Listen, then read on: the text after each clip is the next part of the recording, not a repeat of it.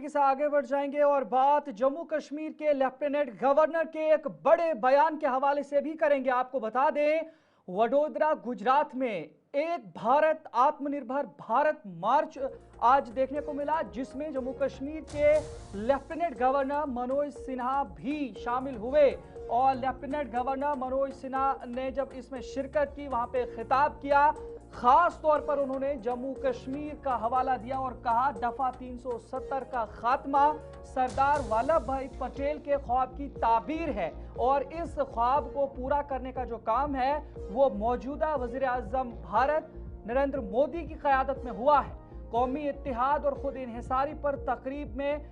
जोर दिया गया, लेकिन लेफ्टिनेंट गवर्नर मनोज सिन्हा ने कहा कि ये पिछली 7 दहाइयों से पहले ही हो गया होता कि जम्मू कश्मीर और पूरे मुल्क के अंदर एक ही आइन के दायरे में सारे लोगों के साथ तमाम तहफुजात होते, लेकिन कुछ ऐसे मसाइल भी बीच में आने को मिले जिसके बाद इतनी दहाइयां लगी इस ख्वाब की ताबीर के लिए। आपको बता दें, जहां पर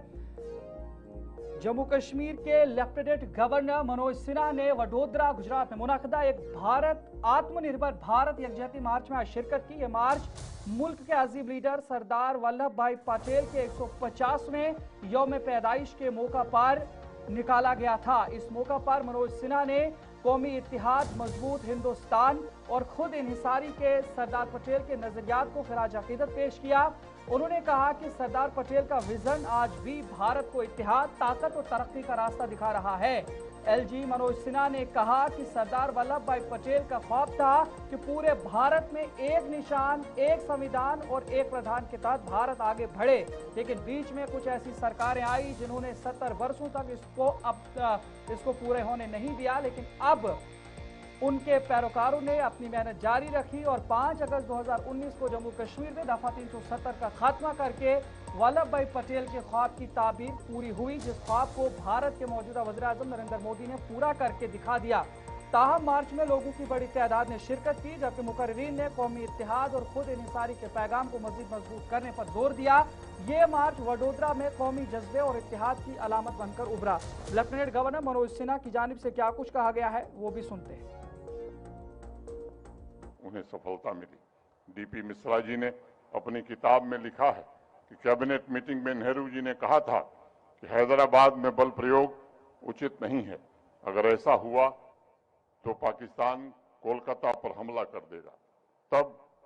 भारतीय जनसंघ के संस्थापक डॉक्टर श्यामा प्रसाद मुखर्जी ने उस समय नेहरू जी की बात काटते हुए कहा था कि अगर हैदराबाद का पूर्ण विलय हो जाता है और पाकिस्तान कोलकाता पर हमला करता है तो बंगाल के लोग दुश्मन का डटकर मुकाबला करने और किसी भी कुर्बानी के लिए तैयार हैं। के एम मुंशी ने अपनी पुस्तक में लिखा है कि निजाम के खिलाफ कार्रवाई के ठीक एक दिन पहले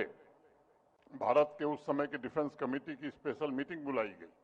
उस मीटिंग में सरदार साहब की सैन्य कार्रवाई के निर्णय की आलोचना भी की गई। वहां यहां तक कहा गया कि आगे से हैदराबाद का सारा काम अब सरदार साहब नहीं देखेंगे और निर्णय सर्वोच्च पद से लिया जाएगा। लेकिन सरदार साहब उस बैठक में शांत रहे। उनका संकल्प पक्का था, इच्छा शक्ति दृढ़ थी और हैदराबाद का पूर्ण विलय सैन्य कार्रवाई के द्वारा हो गया।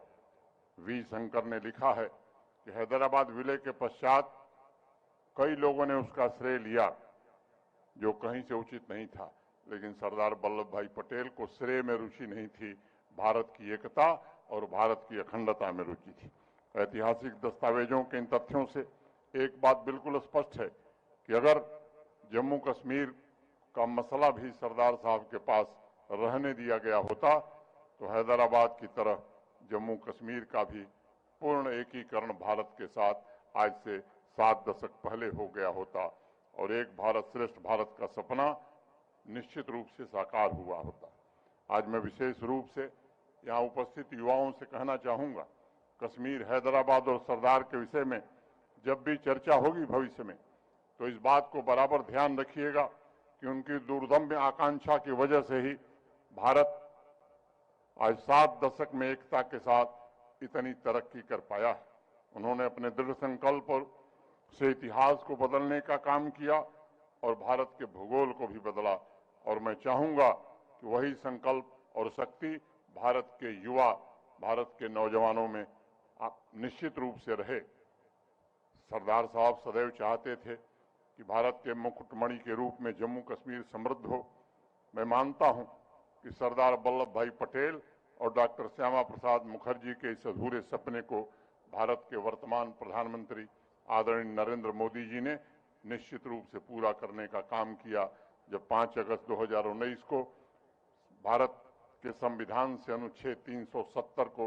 समाप्त किया गया और लंबे इंतजार के बाद पूरे भारत को एकता के सूत्र में बांधने का काम भारत के वर्तमान प्रधानमंत्री आदरणीय नरेंद्र मोदी जी ने किया और फिर एक देश में एक निशान, एक